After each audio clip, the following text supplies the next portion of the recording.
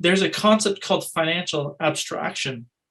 Casinos use it when they have you buy chips instead of betting cash. It's way easier to lay a chip down than to lay $10,000 cash down, right?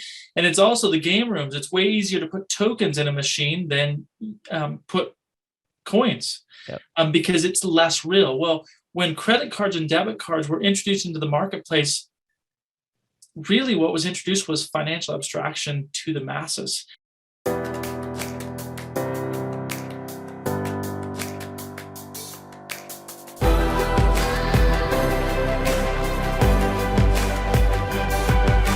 This is BetterWealth with Caleb Guilliams. Shane, the time has come, my friend. Welcome to the podcast.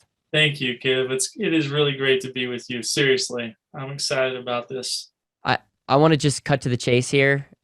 You are involved in an app that I think and has been proven to be a game changer in the budgeting world. And so I remember being very skeptical meeting you for the first time, and your passion and about the problems that we have, the data that you shared with me, the solution that you're going for is like unbelievable. It's unbelievable. And so just for my audience, make sure to take good notes. I'm going to encourage you, every single one of you listening, watching on YouTube, to go take action and download your app. But an app just by itself will not change behavior. And so without spoiling the whole thing, I'm going to hand it over to you. Let's get into the nuts and bolts on like, what are the issues? Why did you create this app? And why is this different from every other budgeting app out there? Because when we first met, I'm like, dude, I've tried it all. Tried it all. It doesn't work. And then I think you got a big old smile, and you're like, I'm happy to hear that you're the same track that everyone else is on. So without further ado, man, welcome to the show. Thank you, Caleb. I appreciate it. You know, it is interesting. We've struggled for a decade trying in the existing environment within which we live to help people break the paycheck to paycheck cycle, eliminate debt, and really experience financially healthy lifestyles, because so much happens when that happens. And over, we found people falling back into the same habits. And it was like, what are we doing wrong? You know, why can't we really make an impact? And honestly, Caleb, what we realized is it wasn't us. It's the system that within which we exist that's broken. And it just makes it so easy for people to spend their way into financial destruction. It's absolutely real. And so I think one of the key things to understand here is there's a concept called financial abstraction. Casinos use it when they have you buy chips instead of betting cash. It's way easier to lay a chip down than to lay $10,000 cash down, right? And it's also the game rooms. It's way easier to put tokens in a machine than put coins, because it's less real. Well, when credit cards and debit cards were introduced into the marketplace, really what was introduced was financial abstraction to the masses.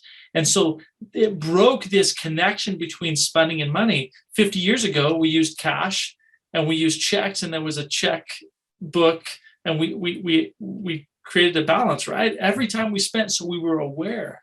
Well, as credit cards were introduced and then points, we're incentivized to spend more, and we are less and less aware. It becomes easier and easier to spend. And that's crazy. And we don't even realize it. It's totally acceptable. Man, pay off your balance every month and get free money and points. But what we don't realize is by spending with credit card, how much we spend more as a result. And that extra money is the very thing that's creating just so much stress in individuals' lives and families' lives and couples' lives. I think there's people out there like Dave Ramsey who definitely have been effective in the marketplace by just sharing like, hey, we got to get our act together. And they talk about things like the envelope system. And let's be honest here. It's 2021. I know this is what I've been hearing. I like the idea of an envelope system, but I can't stick with it, right? Essentially, what your app does is it's taking the envelope system, but giving you the convenience of using credit. That's right. And And that's where I think you are onto something, my friend, because it's actually changing behavior, and so why don't we dive into that? But then I want to talk about the big potentially elephant in the room, because when we first talked, I'm like, dude, I got 1 million credit card points. Don't be taking away my points here. But oh man. you said something to me that was really profound. It's like, am I losing more money by quote unquote getting points? Like, the credit card companies are smart, right? They're not like, they're giving points for a reason. And I very much relate to the casino, because sometimes we don't feel like it's real money. It's harder Right. to pay cash for things, but you can swipe a credit card. Even for people that identify like myself as frugal, we probably get in the habit of doing that. So again, this is like, I'm getting really excited right now, because I want every single person to just like get your app. But yeah, let's talk about that. Absolutely. Actually, you give me chills talking about that. This is so exciting to me. And so I'm so passionate about it. We all are as a team. But yeah, so ultimately, there's three elements of cash envelopes that make it so effective. The element of divvying up your money into envelopes gives it purpose, it gives it a place, it gives it organization. And that's very valuable. Human beings like to be organized, they like to be on top of things. The second piece is this concept of looking at what you have before you spend. So the real point of decision is before you spend, not after you spend. It's before you spend. And then the third thing is when your money and your budget are the same thing, it's real. When your money's gone, it's gone.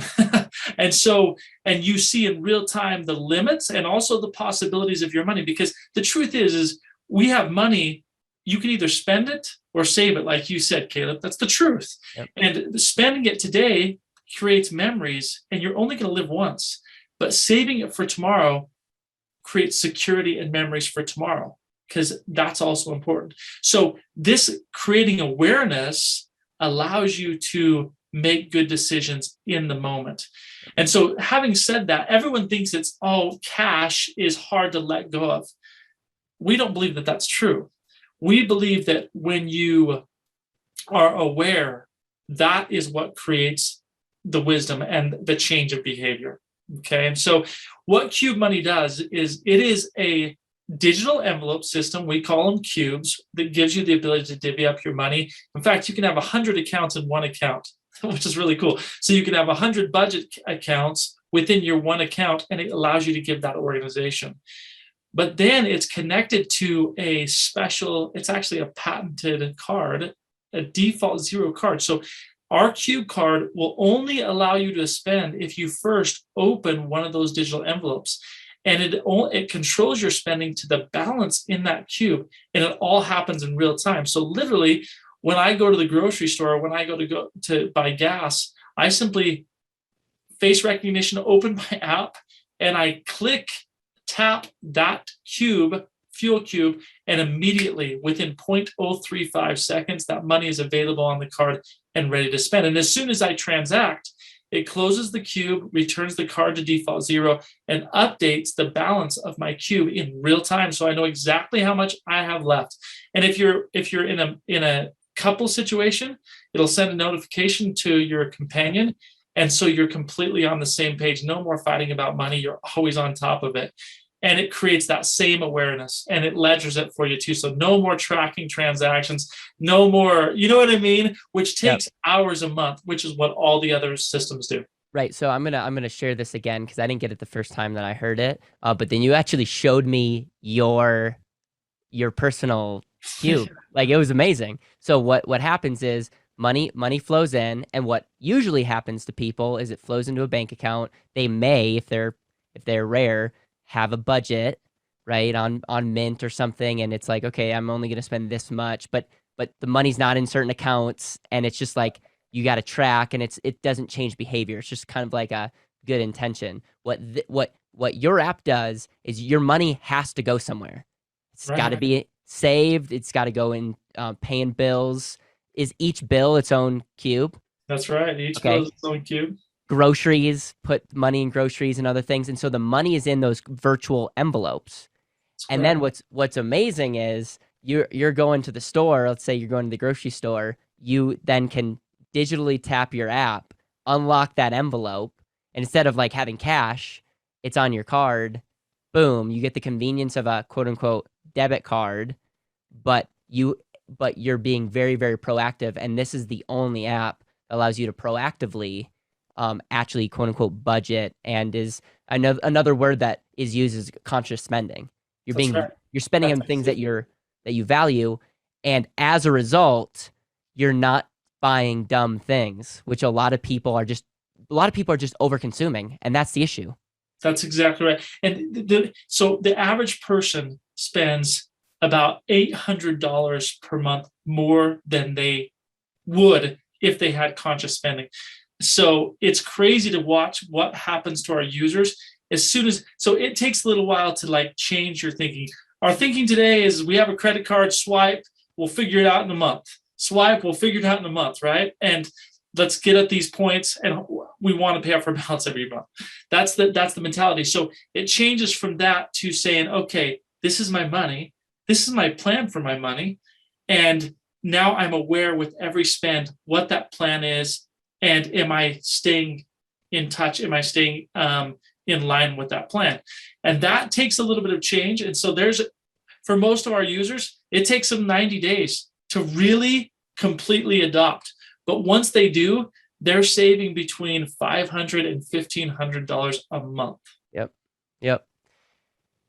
Let's go into the data, because you shared some of the problems, and I think one of my favorite quotes is, if you don't have a good understanding of your problem, the solution doesn't really matter. I will say, when we spoke, I felt like I didn't have a problem. And I'm probably on the scale of people. I'm very frugal, right. But again, now that I'm married, I'm realizing that it's not just me anymore. That's true.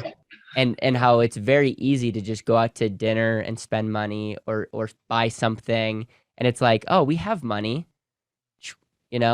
and it's, there's a lot of people out there that are getting into the credit card game of like opening up new credit cards. You got to spend a certain amount of money. And so it's very much that casino game. Let's talk about the problem, because again, I felt a little protective of our current, what we're doing. But then at the same time, the more we talked, I realized that this is not just for the person that needs to cut up their credit card. This is really for a lot of people. And you probably would say everybody needs this if they really want to control their money. Yeah, that's exactly right. Well, in the last 50 years, Caleb, the consumer debt balance in this country has grown by over 14 trillion. Wow. Okay, so the consumer debt balance pre-credit card, pre-debit card was, almost nothing. And now it's 14.3 trillion. And when you go into the social issues that causes, it's one of the leading causes of divorce. It's one of the leading causes of child abuse, suicide. The Workers Bureau says that it costs a company on average 8% of their employee salaries in lost productivity because of stress, personal stress of finances. So this is like a multi-trillion dollar problem. It's massive. And it all comes down to reconnecting spending and money. And MIT did a research project early 2000s. How much more are people willing to spend with a credit card versus cash? And they sold athletic, tickets, and they sold furniture, and they sold, fast food, and they did all these things. And they found that someone was willing to spend 100% more when they spent with a credit card, because the bill didn't come for a month. They could figure it out. And so instead of spending $20 for a ticket to the game, people would spend $40, $60, $100. And so it is incredible the impact that this financial distraction has on us when we don't even know it. And I have a story for you personally. I know exactly what you mean. I felt like my wife and I both grew up in large families, and we completely thought we were frugal. We did not spend anything extra, but man, we loved our Southwest credit card and our Marriott Rewards credit card, and we earned $5,000-$6,000 a year on those credit cards. Once QubeMoney was up, I was like, okay, I'm an owner. I'm going to fully adopt this deal, see really what it meant. I didn't think it was going to impact us very much. We've saved over $30,000 last 10 months. We're saving $3,000 a month that we were spending in ways that we didn't even realize we were overspending using the Southwest and Marriott rewards cards. Yeah. Wow. It's crazy. Oh man, that's powerful. And I think that's convicting to a lot of people listening and watching this. Yeah, well, thank you. It's just real. It's true. So behavior is something that is really, really important. So let's talk a little bit about you guys can connect the whole family together through your app. I feel like this is going to be another big thing, because it's like you got a family, you want to teach your kids independence, but how does that work? And then I also want to ask questions about credit score, and do you have any data or thoughts on, like, if people adopt this from a young age, is a disadvantage them trying to get a mortgage, or like talk about that as well? But that's kind of the part two. How can families use this? Because I think this can be really effective. Yeah. So our initial goal was to provide the individual the ability to control discretionary spending. But that has morphed into a full banking suite that combines the most popular features in a bunch of budgeting apps. So people have gained a love for payday 2 days early, and they round up investing, peer-to-peer transfers like Venmo. The companion cards or joint accounts has also become very valuable. High yield savings. I'm trying to think of the others. Subscription controls and so forth. So QubeMoney is implementing all of those features into one system, one full suite banking system that's really exciting. Well, one of those that's become very popular, like Caleb talked about, is kid cards and teen cards. And all of the systems out there currently, there's a separate app for kids and teens. So then the parent has to download another app.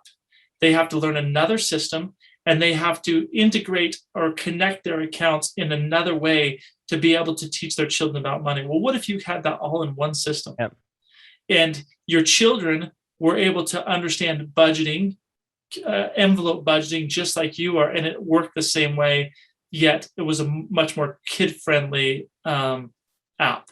And that's exactly what QubeMoney is doing. And the cool thing about it is not only will your child be able to have their own account that is a sub account to yours, so that they can budget their money based on cash envelopes and spend their money, realize it's real, understand the value of money and the reality of money. But you also are able to have parent permissions, parent view, parent tracking, so that you can see everything that's going on and like mentor your children on a day-to-day basis, weekly basis, if you'd like to. Here's one other thing that's really neat about this is we're able to create permission levels, so you can share the family budget with your children.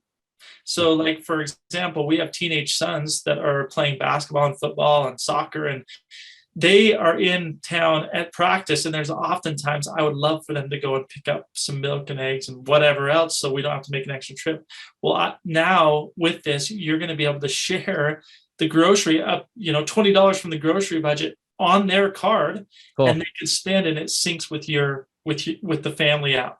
So they have their own money, but you can also share the family money and work together with money as a family. Have you ever had the awkward moment where you don't have enough money? Like, has that ever, like, I envision like a line, like there's 10 people in line at the grocery store, and the person's trying to figure out their cash. Has that ever happened? Gosh. So here's a funny story. I have both cards in my Apple Pay, my wife's and mine. Okay. And I have to open my app for my card. Well, I was going to demo QubeMoney at a around 4th of July, buying fireworks, and there was a line behind us. And my daughter was filming this, and I opened the wrong card. Yeah. And so it declined, and then lady's like, it declined. Like, I promise I have money. Like, I'm not that guy. Yeah. So anyways, I was like, whoops, wrong card, did it, and it worked. But yeah, I mean, there's been times when it has declined, but it is easy to transfer money, like instantly to transfer money from other queues, and it still creates intention. But worse is pulling out your envelopes full of cash, counting the cash. The person have to count, Yeah, totally. I'm with you, man. I would secretly have a credit card in my wallet just in case. Like, no, get on. Just kidding. I know, like, I can't expose you right now, but I bet if we opened up your wallet, no, I'm kidding. Man, this is fascinating because you're taking the banking concept as well, and you're combining it all in one, and it's fascinating. Let's talk about the credit. I'm sure this comes up, in the process, buying a house, car loans, whatever. And I think we could make an argument that a lot of those loans enable bad behavior. But what is your thoughts around that? Because one thing I look back on is I had a debit card. I didn't establish a credit score till we started really BetterWealth. And I remember Chase Bank gave me a credit card limit of like $4,000. We're running BetterWealth on this thing, and then we're like, and it was kind of awkward, right? And so part of me wished I established a credit score earlier. But if you look at my track record, I didn't have any college debt, started BetterWealth with 20-some K in the bank. And so it's like, you look back, and I was really fortunate and blessed. And so it's like, I can't say one way was better or versus the other, but what are your thoughts, and what would you tell parents or people that ask you about this? Yeah, that's great. This is a great discussion. Yeah. Because there's no doubt that we do need access to credit to buy a home, and starting a business. Those are the only two things, personally, I believe that you should buy with credit, or a business. I don't even think education should be put on credit, or a car. Buy what you can afford. Here's what I will say, that it costs you about $500 of overspending to get $50 of points. Those are the numbers. Yeah. Okay. Say that again. It costs you $500 on average of overspending to get $50 of points. So for that concept of pay off my credit card every month to get free money and points, you're overspending by about 1,000% to get those. Right. Those points. Those are the real numbers. And so is it worth it? I mean, I would rather have the $500 than the $50 in points, and that compounded over time. Okay. So what do you say about the mortgage though? Okay. So, there are ways, to build credit with rent, and most people don't go right out and purchase a home. So there are other ways to build credit outside of a credit card. There are also prepaid cards that allow you to build credit. So if you do research, there are other ways to build credit besides credit cards. But I'm not opposed to having a credit card and just spending a certain category of your money, like fuel or dining out or whatever, on that card and paying it off every month, and building that your credit history. But you just really have to be careful, because it's a slippery slope. And I will say this, knowing you for a few months, you guys are always innovating, and it wouldn't shock me in the future if you figure out a way to, because let's be honest, the credit, you want to call it like the gang, the credit score, like, it makes no sense. And it really, like, it kind of ticks me off that, like, some of my friends that are like $50,000-$60,000 in debt, making like no money, have a better credit score than I do. And I'm like, come on, man. Like, that doesn't, like, that just makes me angry. But so the whole credit score game is just doesn't always make sense to me. Yeah, it doesn't make sense to me either. And the fact is when you're starting a business, Caleb, it's the business's credit score as well as your credit score, and your business doesn't have a credit score. So they're not going to give you, it's interesting, when you don't need money, banks are really willing to give it to you. When you really need money, they're like, you don't qualify. Right. So But there's no question. My number one thing for a credit score is purchasing a home. Yep. And the fact is that's important. Yep. So building your credit score is important, and prepaid cards are a great way to do it and really make sure you stay in check. You can also use a credit card to do the same thing, but I'm just telling you, over time, think about it, spending $500 less a month is $6,000 in a year. In 10 years, it's about $75,000 with a 10% return on that money. So I'm just telling you, it's totally worth it to be conscious spending is worth it. That's all there is to it. Yep, I'm with you, man. Feel good too. I'm with you. Yes, there's a lot of things that we could get into. Let's talk about the budget app, like a Mint, versus what you guys are doing. And I think I articulated a little bit earlier in this interview, but I want to hear you share the difference, because a lot of people, again, I'm telling you, it now makes sense to me, but we've been talking. There's people watching and listening that are like, okay, I don't really get it. What is the difference between like a Mint versus QubeMoney? Simply, it's your bank and your budget are the same thing. So you never have to track. So in every other scenario, your budget is either a spreadsheet or an app. And then you have your bank and everything that's going on with your money. So you're always having to align those, right? And that takes an average of 4 to 5 hours a month to bring those together. Yep. That doesn't create any value. If your money and your budget are together, then when you spend, it automatically updates your budget in real time because you're spending from your budget and you never have to track again. Okay, so it saves you massive amounts of time.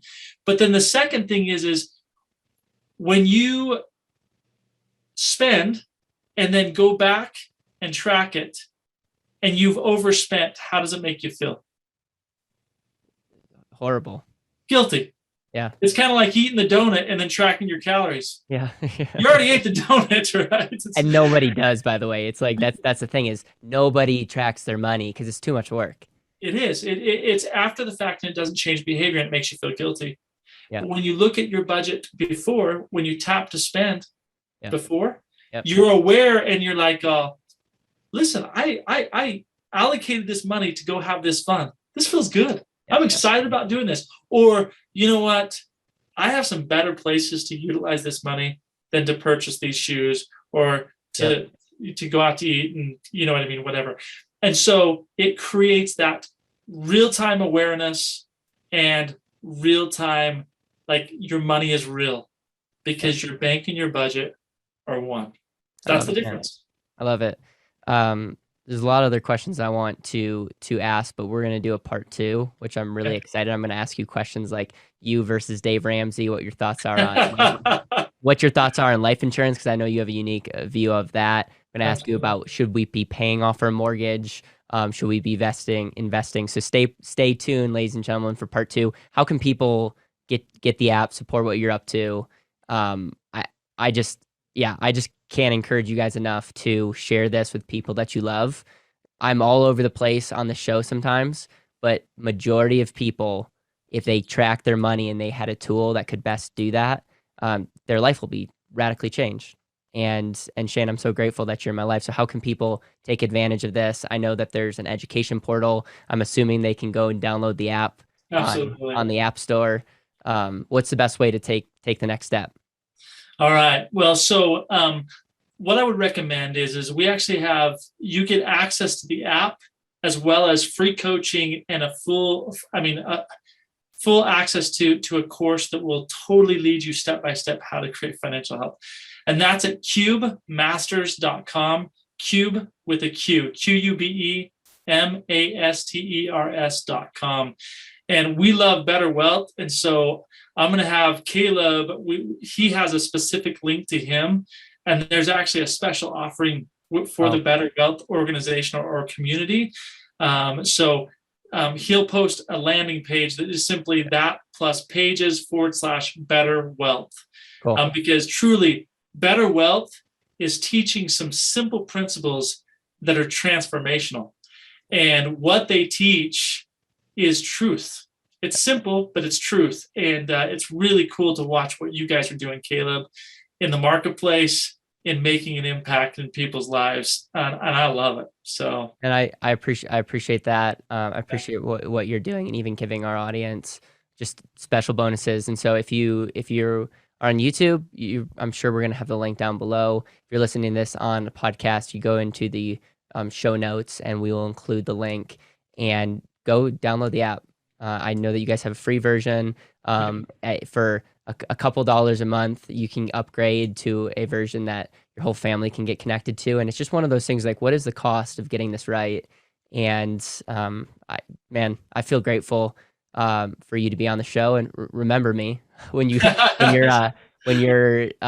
everyone or everyone that wants to be conscious spenders. Let's be honest, America will not adapt this because majority of people have no desire to be healthy and right with their money. But the people that do, I think that this app is gonna take off. So thank you.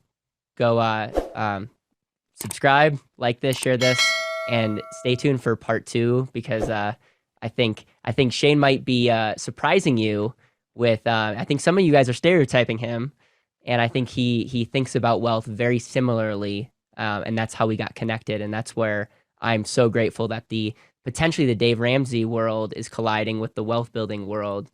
And I think you guys are, quite frankly, the company that is getting this right, because you're having conversations around tracking your money and taking control over it, but you're not throwing out you're not throwing out the baby with the bathwater as it relates to building wealth. And I really admire that.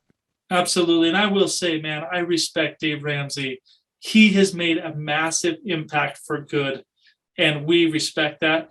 But I agree with you that there are some tools that work to truly build freedom, build peace, and then build wealth.